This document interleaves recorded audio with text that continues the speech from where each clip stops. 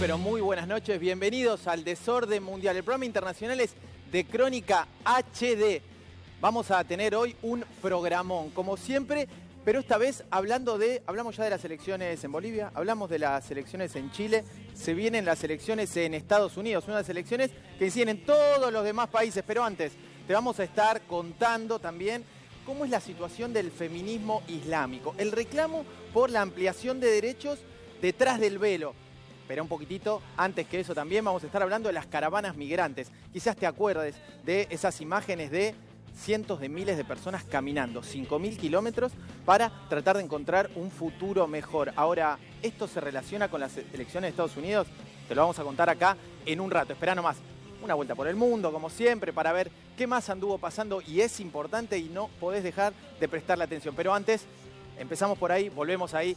Nuestra apertura mostraba a Donald Trump saludando. ¿Será una de sus últimas visitas diplomáticas? Bueno, de eso te estamos hablando. La elección del siglo. No lleva muchos años este siglo, pero sin dudas va a incidir no solamente por quién gane, sino por cuál es la política que juega cada uno de esos candidatos. ¿De qué te estoy hablando? Miralo en este informe.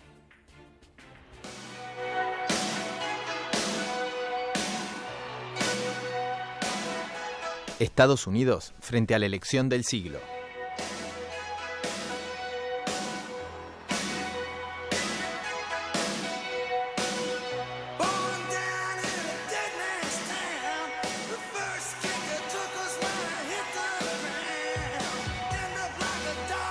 La elección presidencial de Estados Unidos no es una elección más.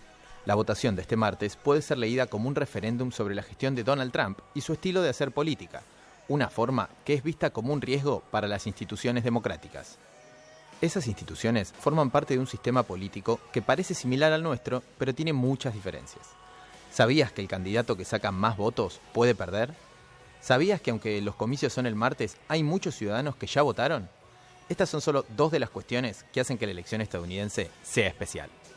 A diferencia de nuestro país, las elecciones no son obligatorias y los ciudadanos deben registrarse para votar. Por una ley de 1845, la fecha de los comicios es el día siguiente al primer lunes de noviembre. Es decir, que es un martes como cualquier otro, donde las personas van a trabajar y hacen su vida normalmente.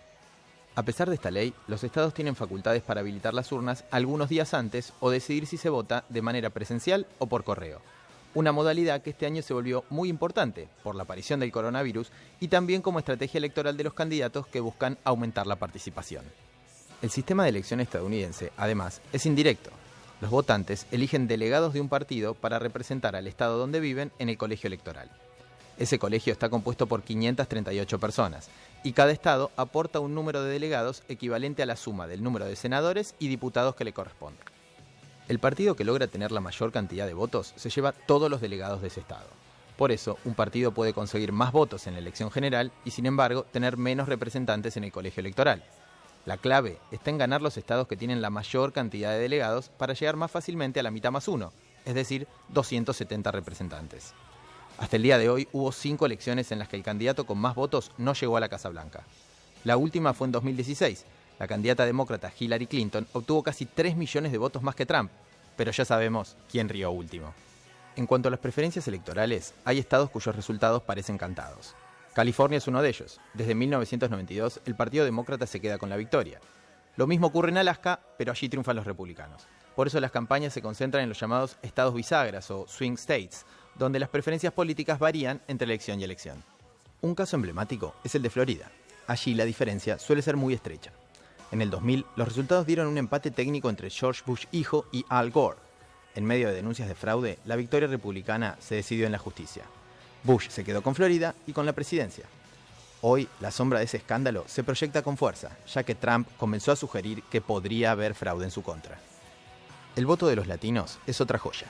Hay 32 millones habilitados a votar y representan el 12% del padrón electoral. Aunque históricamente prefirieron a los candidatos demócratas, no hay un voto unificado, y ese respaldo puede marcar la diferencia. Frente a una nueva elección, siempre surge el mismo cuestionamiento. Para ser el país líder del mundo libre y un ejemplo en términos de democracia, ¿no tiene aún muchas deudas en el respeto por la voluntad de las mayorías? Tanto se ha hablado, tanto se ha dicho y quedan 48 horas para que sepamos quiénes son los ganadores. En un rato te vamos a contar, te vamos a dar el dato que necesitas saber, pero antes analicemos un poquito más de esto con María Constanza Costa. ¿Qué tal, Costi? Buenas noches, Javi, ¿cómo estás? Buenas noches. Bueno, faltan 48 horas para el martes, pero ya empezamos a divisar cómo vienen estas elecciones. 80 millones de personas ya emitieron su voto de manera adelantada, como veíamos en el informe. Hay estados que posibilitan esa situación, y también por correo, ¿no? El voto por correo es el gran protagonista de estas elecciones en pleno COVID. Un voto por correo que estaría favoreciendo a los demócratas. Es decir, los demócratas hicieron mucha campaña para que se vote por adelantado y también mucha responsabilidad, ¿no? Frente a un Trump que hace mítines o hace actos de campaña rodeado de gente, termina bailando. Para él es como si no hubiera pasado nada, pero bueno, lo cierto es que los demócratas apuestan mucho a este voto por correo y ya votó el 65% de la cantidad de personas que habían votado en 2016, Javi. Claro. Esto nos da cuenta de que, bueno, vienen siendo unas elecciones con mucha participación, porque también se fomentó mucho esta participación en el medio de un clima social álgido. Pensemos, campañas de los actores de Hollywood llamando al voto, campañas de deportistas llamando al voto. Se cree que más participación es favorable a los demócratas, que son los que quieren desbancar a Trump. Sí, mira, acá tenemos cómo quedaron en las elecciones de 2016 los estados. Veíamos en el informe que hay estados que son, digamos, demócratas por naturaleza, estados que son republicanos, pero también están los estados que se disputan. Uno de esos estados es, por ejemplo, el de Pensilvania, Javi. Pero, a ver, hay algo que Trump viene agitando con mucha intensidad, que es el fantasma del fraude. El fantasma de que los demócratas, por medio de este aluvión masivo de votos por correo, puedan hacer fraude. ¿Sí? Lo dijo él, dijo, la elección tiene que tener un resultado el martes 3 de noviembre. O sea, tiene que definir el martes 3. Algo que es imposible técnicamente. Claro. Estados como Pensilvania, como te contaba, empiezan a hacer el recuento de votos el miércoles, con lo cual hasta el viernes no se sabe exactamente a ciencia cierta cuántos votos tiene cada uno de los partidos. Vos sabés, Costi, me decís todo esto y por supuesto estamos todos muy atentos, pero ¿vos me crees si te digo que nosotros vamos a saber ya quién gana las elecciones? No, no me digas. A ver, no sé si escuchaste hablar en algún momento del Pulpo Poll, que resolvía resultados de los mundiales. Poco, Javi, vos sabés que yo con el fútbol mucho no, pero algo sé. Era un animal que resolvía, antes de los partidos te decía va a ganar este, va a ganar el otro, según hacia dónde se moviera. Fuimos a buscar al Pulpo Poll, acertó desde 1984 todas las elecciones de Estados Unidos. No es que porque iba para un lado u otro, movido por el azar, sino que tiene un método infalible. Y habló en exclusivo para el Desorden Mundial. Mirá lo que nos decía. I'll explain how my system works. My system is the 13 keys to the White House, and it pays no attention to polls, to punditry, to the day-to-day events of the campaign. Rather, the keys to the White House measures the strength and performance of the party holding the White House. It's governing, not campaigning, that counts. And ultimately, if 6 of my 13 keys are turned against the White House party, they are predicted losers. You ask for my prediction for 2020. As of the end of 2019, Donald Trump was down 4 keys. It takes 6 keys to predict his defeat. But then America was hit with the pandemic and the cries for social and racial. Pará. No sé si todos son conscientes de lo que va a suceder ahora. Se van a enterar 48 horas antes de que empiecen los comicios reales quién va a ganar la elección. Te lo va a decir acá el Pulpo Poll. Dejá lo que estás haciendo, presta atención. Pulpo Poll, ¿quién gana las elecciones? Por favor, decime. A ver. Justice. Yes, according to my keys, this is a change election, just like 2016, when I predicted Trump, the Republican, would win. My final prediction this year is that Joe Biden, the Democrat, will become the next president of the United States. Escuchaste, ¿no? Atención, señores, atención. Primicia del Desorden Mundial. El Pulpo Poll de la política predijo que gana Biden. 2 días antes de los comicios. Acertó las últimas 9 elecciones. Te enteraste acá en Crónica. Lo demás es pura espuma. Seguimos. Can my keys change before Tuesday? No. Ever since I've been analyzing elections, no key has ever flipped in the few days or even weeks right before the election. You ask if I have been requested or implored to predict things other than an election that involve money. Certainly I have. For example, sports betting, to which the system would be applicable, at least the methods. And I've always turned it down because I don't want to wind up in cement overshoes at the bottom of the Potomac River in Washington, D.C. Te acabas de enterar, ¿no? Si te digo, no hagas apuestas, no juegues con eso, pero este es el dato. Te decíamos, de 1984 acertó todas, incluso las que las encuestas iban en contra. ¿Por qué? Dice, su método se fija en quién ocupa la Casa Blanca. Y los datos muestran que, sobre todo en los últimos meses, Estados Unidos le fue bastante mal a la Casa Blanca, ¿no, Costi? Sí, bueno, ocupa la Casa Blanca Trump con las características que sabemos, pero también es verdad, Javi, que la economía se está recuperando. También es verdad que el voto duro de Trump no migró, o sea, la gente, su gente lo sigue votando, hay una aprobación positiva, incluso del manejo del coronavirus, que viene siendo el tema de campaña. No quiero contradecir al Pulpo Paul, pero lo que digo es, los votos se cuentan al final, ¿no? Y de a uno. Seguro, bueno, pero si lo dices porque tiene mucha fe, decía, nunca ha cambiado esto en los últimos días, y los datos los hace tomando en cuenta las características de si es un líder carismático o no, cómo han sido no solamente sus resultados económicos, sino también qué es lo que se propone y lo que se ha hecho en relación a guerras ganadas y perdidas, cuestiones que para los Estados Unidos son muy importantes. Así que yo le dejo mis fichas al Pulpo y vemos la semana que viene en todo caso, ¿eh?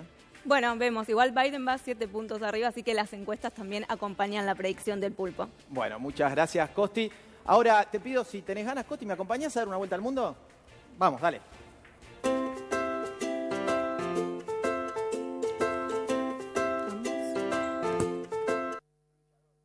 Estuvo bien, ¿no? Ahí estamos, vamos a contarte ahora, te decía, una vuelta al mundo rápida, porque es lo que piden los tiempos y porque el mundo gira cada vez más rápido. Empezamos, ¿te parece? Vamos para África, vamos al continente... ¿Cómo? ¿Por Estados Unidos? No, vamos a África, ¿podemos ir a África? A ver, porque queda un poquito distante, su realidad no es la misma y ahí está. ¿Por qué vamos ahí? Porque está el Robin Hood informático. ¿Qué es esto? Un grupo hacker que se denomina DarkSide atacó a grandes empresas y ¿qué hizo? La derivó hacia fondos de las ONGs. Por eso hablamos de un Robin Hood.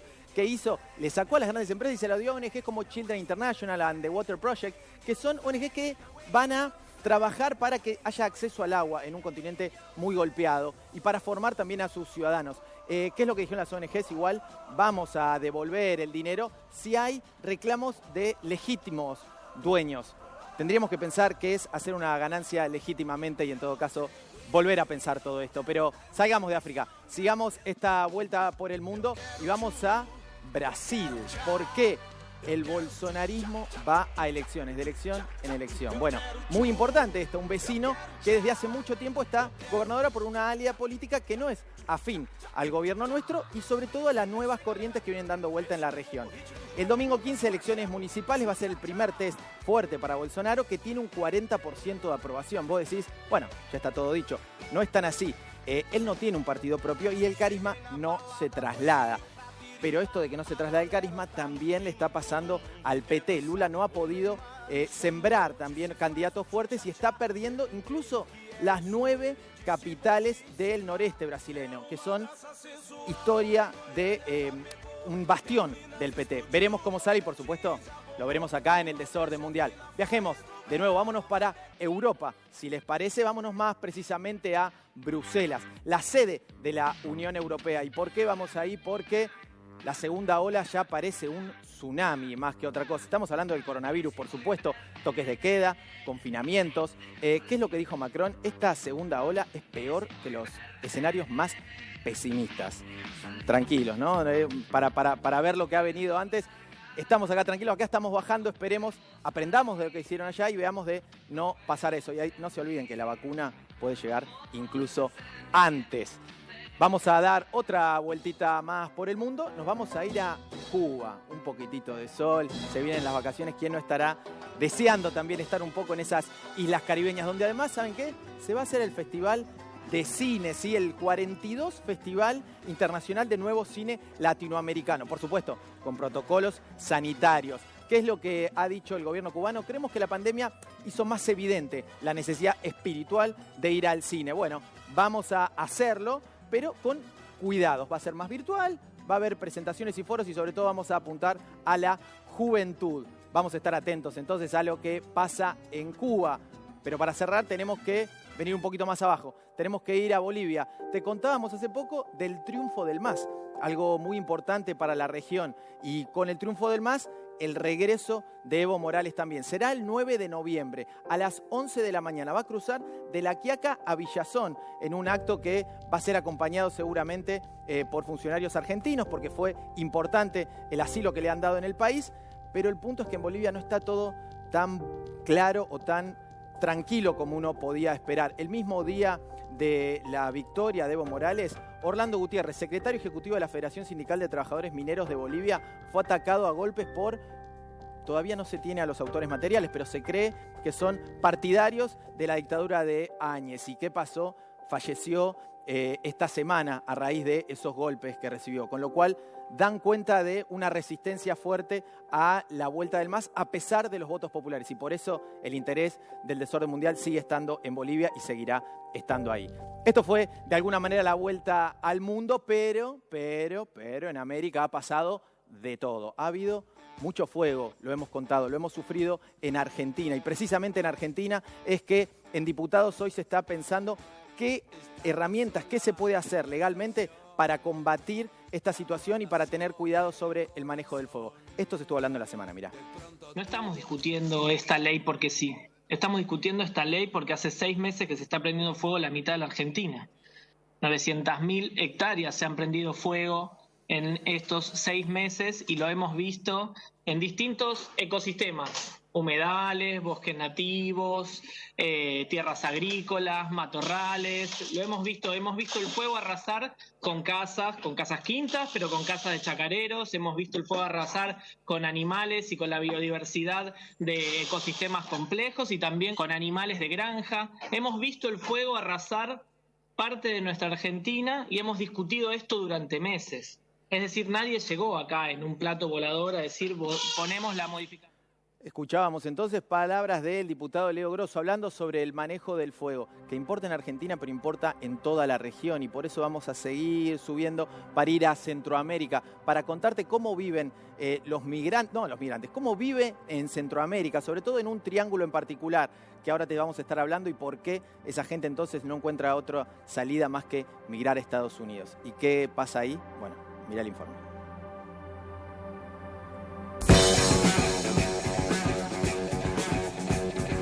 Migrar para sobrevivir. Las caravanas de América Central.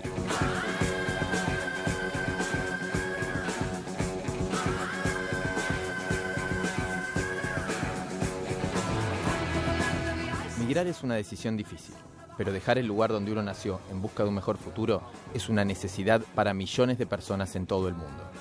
Las migraciones masivas tienen distintas modalidades según el país de origen y destino, pero todas comparten un altísimo nivel de riesgo y un gran sacrificio sin garantías de recompensa. En Centroamérica, por ejemplo, el éxodo se hace a pie. Son las caravanas migrantes. En 2018, 16.000 personas de Guatemala, El Salvador y Honduras partieron en caravana hacia Estados Unidos. Sin recursos económicos, decidieron avanzar por tierra, aún sabiendo que el presidente norteamericano hacía campaña con la mano dura hacia los migrantes ilegales. ¿Se imaginan caminar más de 5.000 kilómetros para encontrarse con un sheriff empuñando su arma? El riesgo que estas personas están dispuestas a asumir obliga a rastrear las causas. Según datos de ACNUR, la Oficina de la ONU para los Refugiados, 300.000 personas cruzan Centroamérica por año para llegar a Estados Unidos. Pero la particularidad de las caravanas migrantes es que lo hacen a plena luz del día. Hace algunas semanas salió la última, a pesar del riesgo para la salud provocado por el COVID-19 y la persistente amenaza de Donald Trump. Convocado desde las redes sociales, un grupo enorme de hondureños partió nuevamente hacia el norte. Pero esta vez, la marcha fue impedida por la Fuerza de Seguridad de Guatemala, que argumentaron cuestiones de salud pública. Las caravanas migrantes están compuestas por ciudadanos que se suman a esta forma masiva de migrar como una manera de reducir los peligros que implica viajar en solitario. Ser secuestrado, violado o ejecutado son solo algunos de los destinos trágicos a los que se enfrentan los migrantes. ¿De qué huyen los que huyen? Honduras, junto con El Salvador y Guatemala, conforman el llamado Triángulo Norte, una de las regiones más violentas del mundo. Allí están las maras, como se conoce a las pandillas criminales que siembran terror entre la población. Además, los sectores campesinos se ven afectados por el cambio climático que estropea sus cosechas y su precaria economía. La primera caravana migrante partió en 2018 desde Honduras. Unas 3.000 personas lograron sortear el cordón de seguridad impuesto por el gobierno mexicano en la ciudad de Tapachula, Chiapas, y pudieron seguir su recorrido. La última, antes de la pandemia, se inició en enero de 2020, pero los migrantes no lograron atravesar el río que separa Guatemala de México. La historia había cambiado. En junio del año pasado, Trump amenazó al presidente mexicano, López Obrador, con imponer aranceles a las exportaciones hacia Estados Unidos. Para evitar nuevos impuestos, el gobierno cedió a las presiones de la Casa Blanca y militarizó la frontera sur. Las imágenes de la Guardia Nacional Mexicana persiguiendo a los migrantes demostraba que la promesa hecha por el presidente mexicano se iba a cumplir. La caravana que se inició hace algunas semanas no prosperó. Algunos migrantes aceptaron retornar a sus países, otros siguieron su camino en solitario. Lo cierto es que las condiciones que los impulsan a buscar otro hogar lejos de su país no cambian y hasta pueden agravarse por la pandemia. El futuro de las caravanas aún está por escribirse. 300.000 personas dispuestas a caminar 5.000 kilómetros para cambiar su destino. Un destino complejo por lo que pasa en sus países. ¿No es así, Sonia Aristimuño? ¿Cómo estás? Hola, Javi, buenas noches. Sí, totalmente. Como decía el informe, migrar es una decisión difícil y las personas que lo hacen en esta situación corren un alto riesgo por las condiciones en que lo hacen, pero también por el endurecimiento de la política migratoria de Estados Unidos, que es el lugar de destino al que van. Claro. Y como bien dijiste, más de 300.000 personas del Triángulo Norte, de Honduras, de El Salvador, de Guatemala, emprenden su viaje cada año para intentar llegar a los Estados Unidos y una proporción logra llegar. Y los que quieren entrar y que logran llegar, ¿qué pensás que les espera?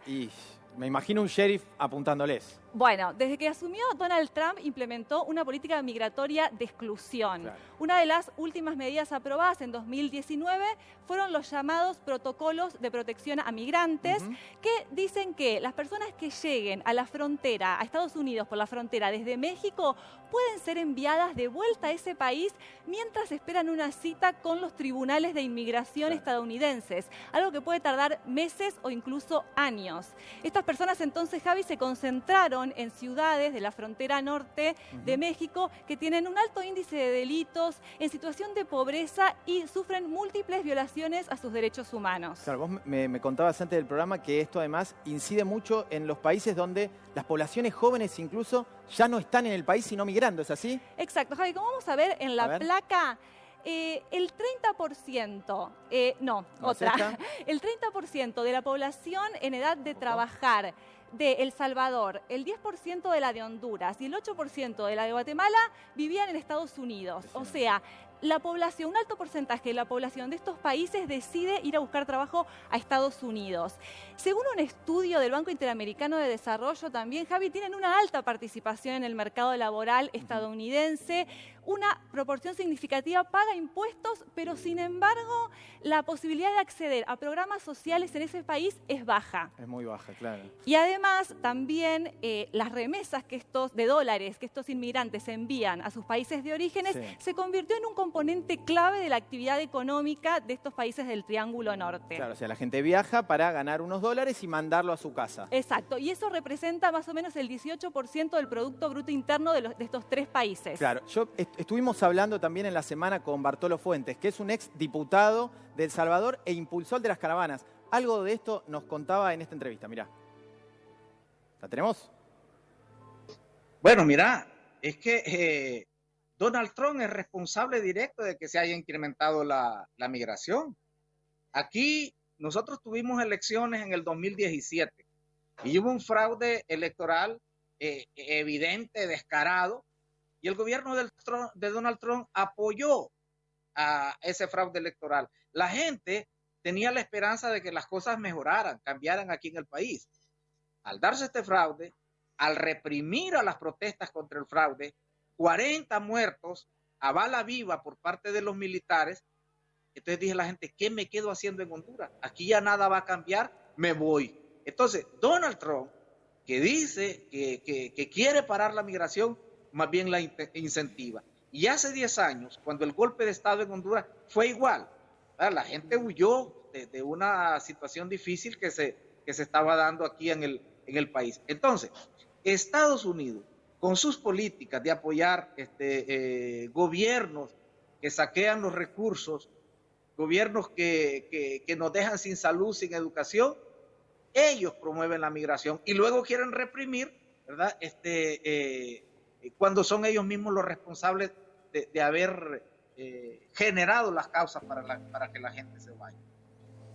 Bartolo Fuentes, entonces ex diputado de Honduras, uno de los impulsores porque cuando veía la situación difícil de viajar dijo, es más seguro si lo hacemos todos juntos. Así empezaron y este era el presente que te contaba recién Sonia. Muchas gracias, Sonia, por el informe. Gracias. Y te acompaño ahora a ir en este juego de cámaras con Costi, porque Costi nos va a hablar sobre el feminismo en el mundo árabe. ¿Estás ahí, Costi?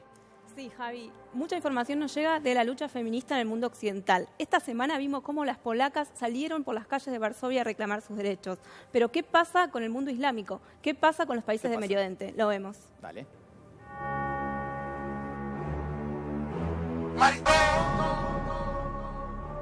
La revolución feminista en el Islam. أنا عم بحكي عن كل إنسان مات بشرفي بعقلي بأهلي بوطني بمستقبلي عن كل هالقهر اللي بقلبي لنا كل أسملي جاري بدمي عن كل إنسان مات بشرفي بعقلي بأهلي بوطني بمستقبلي عن كل هالقهر اللي بقلبي لنا كل أسملي جاري بدمي. ¿Qué sabemos del feminismo en Medio Oriente?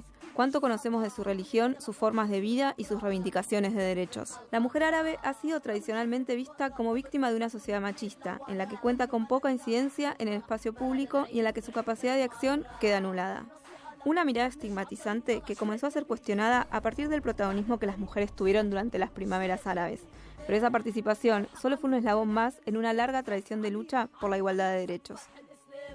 Al igual que en Occidente, el movimiento de mujeres es heterogéneo. Una de las corrientes que más hizo escuchar en este último tiempo es el feminismo islámico, que puja por una lectura del Corán desde la perspectiva de género.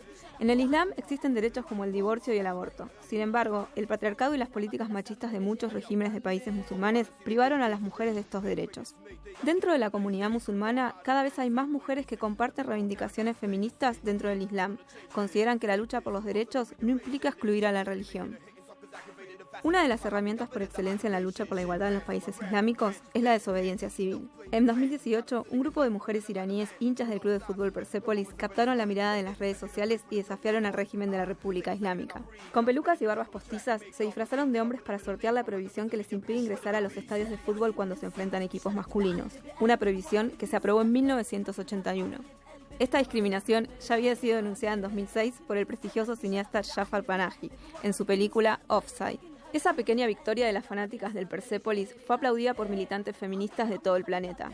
También en el campo cultural iraní, las mujeres van ganando pequeñas batallas. Este año, Dingo, una banda conformada solamente por mujeres, tocó por primera vez para un público mixto en un anfiteatro público. Para los sectores más conservadores, las manifestaciones de alegría en público de las mujeres, como cantar o bailar, son consideradas haram, algo que está prohibido, una provocación que va contra la moral y las buenas costumbres. Las iraníes corren con ventaja frente a sus vecinas saudíes, pero estas también tuvieron su logro histórico cuando en 2018 lograron permiso para manejar. Una lucha que había empezado hace 20 años atrás cuando un grupo de mujeres saudíes se pusieron al volante y realizaron una caravana por la ciudad de Riad. Un acto de rebeldía que plantó una semilla de lucha, pero que les costó años de cárcel y persecución. Así como el feminismo occidental enfrenta el intento de las corrientes antiderechos ligadas con la religión por influir en las políticas públicas, en los países de mayoría islámica sucede lo mismo, y la amenaza de retroceder sobre las conquistas logradas está latente. Hace algunos meses, las feministas turcas organizaron un desafío viral que generó millones de adhesiones alrededor del mundo. Subieron a las redes sociales fotos en blanco y negro para denunciar la intención del gobierno islamista de Recep Tayyip Erdogan de retirarse de la Convención de Estambul, un instrumento internacional que las protege de la violencia machista. Si hablamos de violencia machista, no podemos dejar de mencionar la situación de Egipto. En 2013, una encuesta firmada por ONU Mujeres reveló que el 99% de las egipcias confesaba haber sido víctima de algún tipo de acoso a lo largo de su vida. El silencio de las víctimas se está rompiendo gracias a las denuncias recibidas en una cuenta de Instagram, que desató un movimiento en la opinión pública similar al Me Too en Estados Unidos y obligó al Parlamento a aprobar una ley que otorga a las mujeres el derecho automático al anonimato, en un intento por alentar a más personas a denunciar las agresiones sexuales. Pero el camino por recorrer para las mujeres egipcias es largo. En el último tiempo crecieron los casos de influencers que fueron sancionadas con penas de hasta 2 años de cárcel por incitar al libertinaje y ofender los valores familiares, solo por el hecho de publicar videos bailando en TikTok. En medio de los debates sobre la ola feminista en todo el mundo, las experiencias de las mujeres en los países de Medio Oriente nos demuestran que llegó la hora de escuchar a sus protagonistas. Qué difícil, Costi, imaginarse desde nuestro occidente lo que sucede en Oriente, porque la verdad es que estamos en mundos muy distintos, sobre todo en esto, en ampliación de derechos, ¿no? Bueno, mundos muy distintos, Javi, pero no tanto, ¿no? La opresión de las mujeres es igual en Oriente, en Occidente, o sea, tiene características similares, pero lo importante, como decíamos en el informe, es poder informarnos sobre lo que sucede en estos lugares y la tecnología ahí es una gran herramienta porque antes era muy difícil. La lucha de estas mujeres veíamos de las mujeres saudíes, desde 1990 están intentando este derecho de poder manejar que han conseguido en 2018. Pero gracias a la tecnología ahora podemos informarnos mejor y más rápido, así que seguiremos hablando de ellas. Seguro, y también hay que pensar que el acceso a la tecnología no debe ser tan sencillo para todas y todos, por lo menos en algunos de estos países. Pero como decía Costi, vamos a seguir hablando de todo esto, pero te hago un pasaje porque lamentablemente se va haciendo la hora y el desorden mundial, así como lo conocemos, llega a su fin. Pero antes, por supuesto, las redes sociales. A ver si... Ahí está. Ahí la ves, estoy como para el partidito de fútbol. No, volvió el fútbol a la Argentina y el desorden mundial sigue acá. Y seguirá acá la semana que viene cuando te traigamos más información de la que tenés que saber para entender cómo se mueve, porque pasa afuera, pero incide acá. El mundo es un quilombo y en el desorden mundial tratamos de ayudarte a entenderlo más. Si vos por lo menos después de este programa entendiste la cosa un poco mejor, entonces vamos bien. Hasta la semana que viene.